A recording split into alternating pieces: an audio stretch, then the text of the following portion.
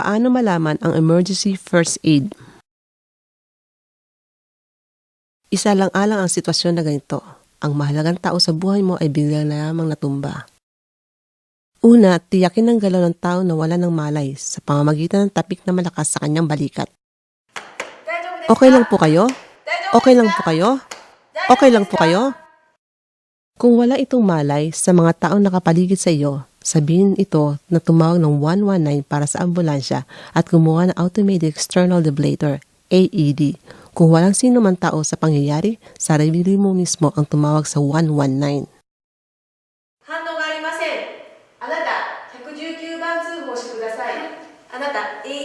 Suriin ang tao kung ang kanyang dibdib ay tumataas at bumababa at kung ito'y humihinga ng normal. Kung ang tao ay hindi humihinga at hindi sumasagot, dapat mo isagawa ang pag-cardiopulmonary resuscitation, CPR. Sa gitna ng sentro ng kanyang dibdib, ilagay ang magkapatong mong kamay at ipampito ng 5 cm ang taas ng kamay. Nandi kumalang sa 100 ulit ang bawat tempo ng 1 minuto. Sa mga tao na nakakaalam ng paraan ng pagganap ng artificial respiration ay nararapat din itong gawin. Matapos itong ipump ng 30 beses, suriin lamang ang daanan ng kanyang hininga kung ito'y maayos at i-mouth-to-mouth resuscitation ito ng 2 beses.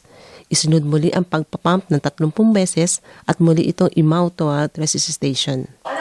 Nakagamit ka na ba ng AED? Hindi ko alam ang paggamit niyan. Kung ganon, palitan mo ako dito. Nakakita ka na ba ng bagay na ito? Ang makinang ito ay AED. Ito ay electric shock kung saan binabawi mo nito ang tumigil ng pintig ng puso ng tao. Kapag ang AED ay nandiyan na, ang una itong gawin, i-on ito at ilagay ang pad sa dibdib. Ang AED unit ay gumagana.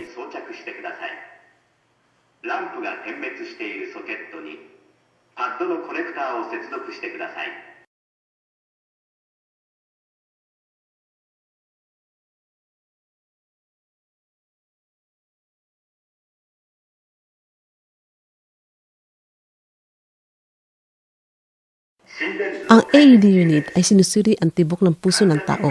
Pag ito'y naitukoy na, ang shock ay simula ng gagana. Kapag ang tunog o salita ay patuloy pa at ito ay may ilaw, ang shock ay gagana. Siguraduhin lamang na ang lahat ay malayo. Suriin muli ang lahat ng maigi at pindutin ang shock button.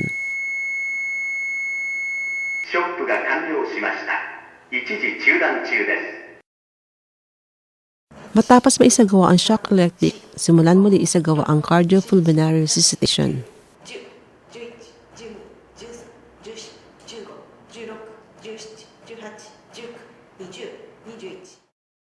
Bukod pa sa cardiopulmonary resuscitation, maaari rin mangyari ang mga sumusunod na sitwasyon. Kapag mayroon taong nasugatan at maraming dugong lumabas, idiin lamang ang towel sa sugat upang ito'y tumigil. Kapag mayroon taong natumba na lamang habang ito'y kumakain, maaaring may nabara sa kanyang lalamunan. Tulungan natin siyang iubo ito sa pamamagitan ng pagpalo nito sa kanyang likod. Ang inyong mabilisang pagkilos at tapang sa sitwasyon na kinakailangan ang saklolo ay mahalaga. Mahalaga din na ibahagi ito sa mga taong nakapaligid sa iyo, ang tumugon sa sitwasyon na kinakailangan ang saklolo. Maaari sa ibang araw ay mailigtas mo ang mga mahal mo sa buhay o kahit sa iyong sarili.